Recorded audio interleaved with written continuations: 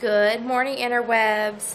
It's 8:45 and look, Steve's already at it. He just started, and that's primer. Apparently the primer we bought at the restore, which was used, well, it hadn't been opened, but you know, it was used. So it was only $25 for that big thing of primer, which would have cost us more. It happens to be tinted, which is actually kind of cool. Number one, because then we can see where we put it. And number two, because we're going to put up dark colors and they go up better over a tinted primer. So I'm going to go probably take a shower and get myself around, and then I will be helping with the knot sealing. The sealing in this stick does not go over well with my back and my shoulder, but I'm being a helper. Of course you waited until I needed to refill.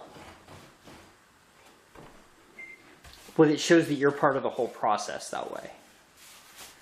You're not just a ringer who picks up a wet roller and... I'm not like the designated roller. No.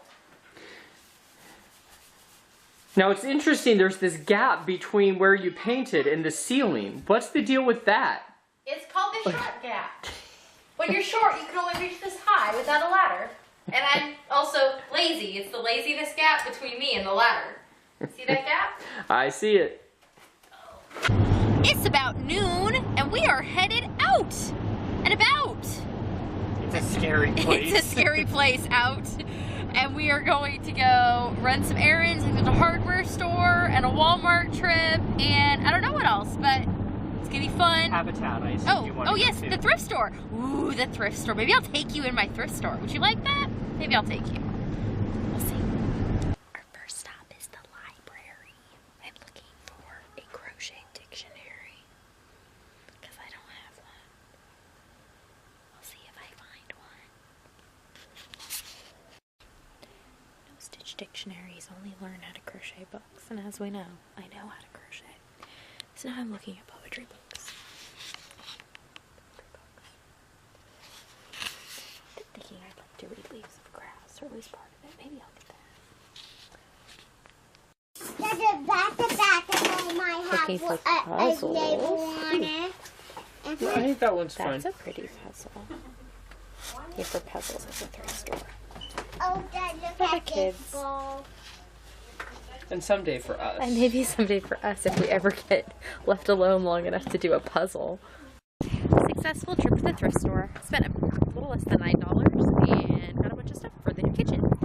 And I'll probably make a separate haul video for that. Now, so we made it through Walmart and we only saw 2 families of people that we knew that were there.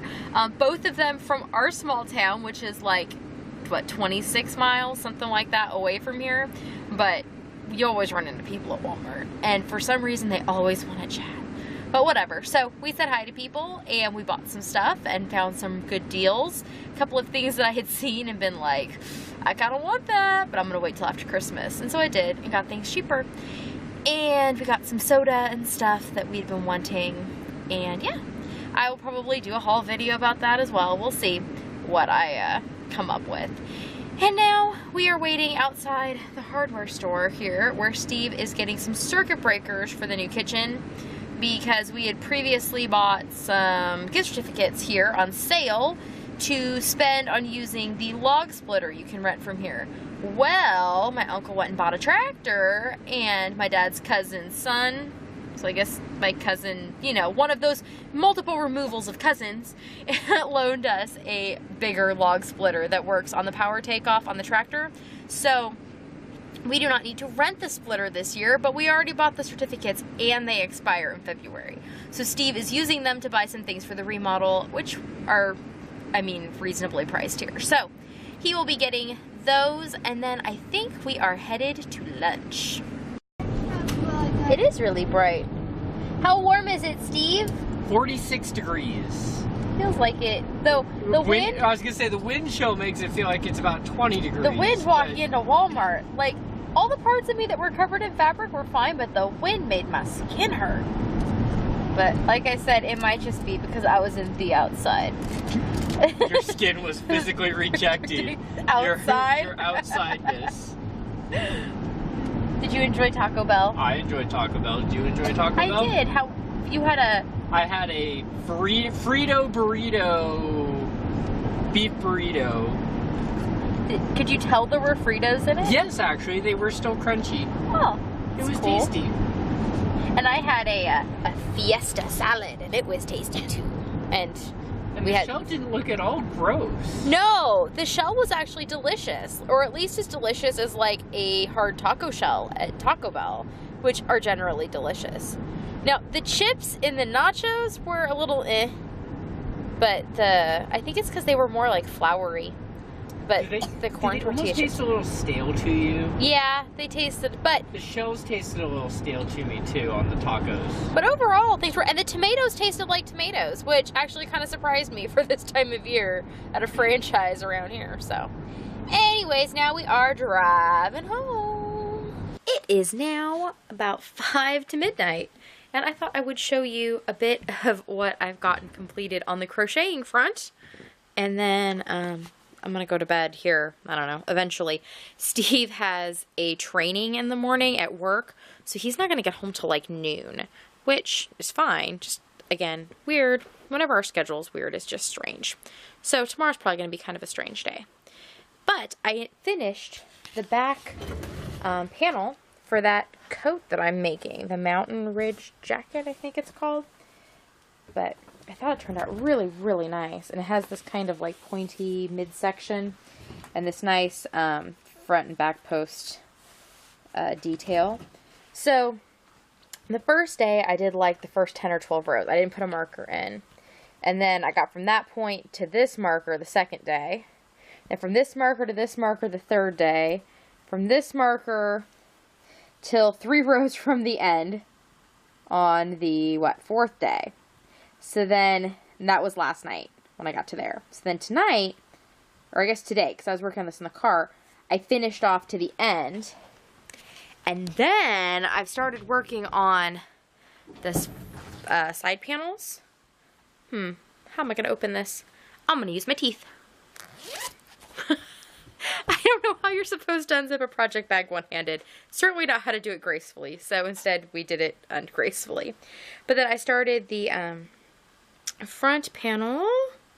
Let me move this out of the way. That way you can see it better. And there's going to be obviously 2 front panels. One for the right and one for the left. But I'm this far, which is halfway, exactly. So we'll see. I might work on this a little bit more while my stuff is uploading. I have 2 haul videos going up today from our other adventures, filmed and edited and everything, and I don't know, I'm on top of it tonight. It's probably because my house is a mess and I wasn't moving from this one spot, other than to make tuna salad and crackers for dinner, because me and the kids were still full from Taco Bell. So that is what I did on that front. And then I also wanted to show you what I got at the library.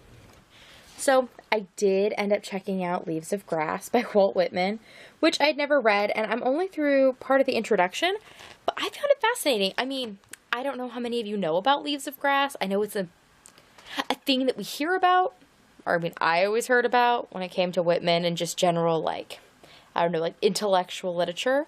But I thought it was really interesting that apparently this is like his life's work, and he published 6 versions of Leaves of Grass, and finally, before he died, he put out some message that was like, hey, this is Leaves of Grass as it should be taken, and all the other ones shouldn't count. And they call it like his deathbed version, which I just think is kind of silly and interesting.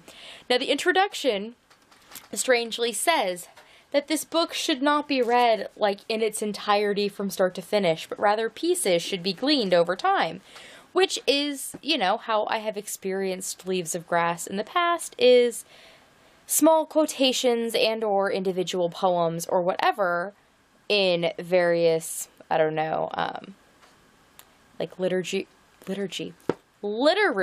reviews, and just references to Whitman happen in a lot of stuff, and actually in a lot of historical stuff too, because he has a number of poems that directly relate to American history. But anyways, I am planning to try and read at least part of it kind of straight through, unless I find that doing so is just an arduous task that is not getting me anywhere, and then I will assume that the person who wrote the introduction was completely right, and that was not a good plan. The other book that I got today at the library was Poem a Day, 366 poems, old and new, one for each day of the year, Volume 3. And I got it, it's kind of neat.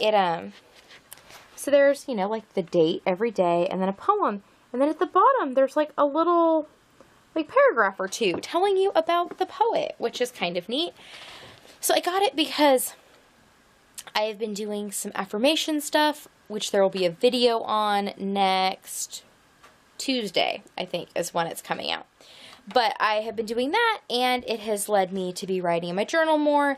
And usually once I start doing more things handwritten, it leads me to want to do more handwriting, and not necessarily of like an extemporaneous nature where I just come up with what goes on the page, but like a straight up, I want to copy what somebody else said that either I enjoy, or just the act of copying I find relaxing. So I started copying those. Now the funny thing is, it's a poem a day from the library. You only get to check the books out for a couple of weeks at a time, and even if you renew them, you can only have them for 6 weeks. I just found it kind of funny that the library had a poem a day book, for the fact that it's not like you could legitimately read one poem every day out of that book if you were checking it out from the library. So I'll try it out. I did one tonight. I wrote out one of the poems, and I enjoyed it. We'll see. I was still kind of feel like I wanted to do a little bit more writing. I might write some more. I don't know what I'm going to do before I go to bed. But I wrote out one of the poems, and I'm going to try doing that, kind of like copying, like transcribing the poems out of the book. And if I find that I either like this particular book, well then I can always go on Amazon or just online somewhere and find a copy of it for myself to have in my personal possession so that I can copy it.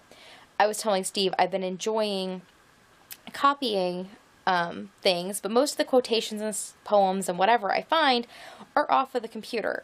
And I'm finding that just about everything that I enjoy doing seems to somehow be connected to the big glowing box on my desk. And I don't think that is, I mean, some people might look at it as an indication that the things that I want to spend my time doing are things that I shouldn't be doing if I have an issue with being on the computer. Like, that I just shouldn't, I don't know, be looking at the patterns or trying to copy the poems or listening to the music I'm streaming or watching the shows or whatever. But rather than see it as that I shouldn't be doing it at all, like that it's a sign that it's a bad thing that I'm doing these various tasks, that I need to find the ones that there is a way to do them without it being on the computer. I need to find the way to like tech down some of those things. If it's printing out the patterns in hard copy and not looking at a screen to follow them, or if it's listening to a CD on my CD player rather than streaming through Pandora, or even listening to my own music off iTunes off my computer, I should do that. And when it comes to things like trying to transcribe poems or whatever, if I can do it out of a paperback book, I think there is some value to that as well. So, doing those things tonight and petting a cat. Hi, Jezebel, you're purring quite loudly. So now I shall go and finish uploading those hauls. If you're interested in seeing the haul videos, they are now on YouTube as we speak. If you're not, just skip them. I will not be at all offended. They're just kind of fun to make for me. And sometimes I think they're fun to make or fun to watch for other people. And probably fun to make. I assume most people that are making haul videos seem pretty excited.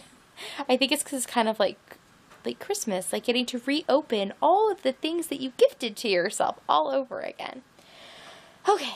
I think I've blathered on at you long enough, and now I'm going to go do the before bed things and then go to bed. And I will see you all tomorrow. Nighty night!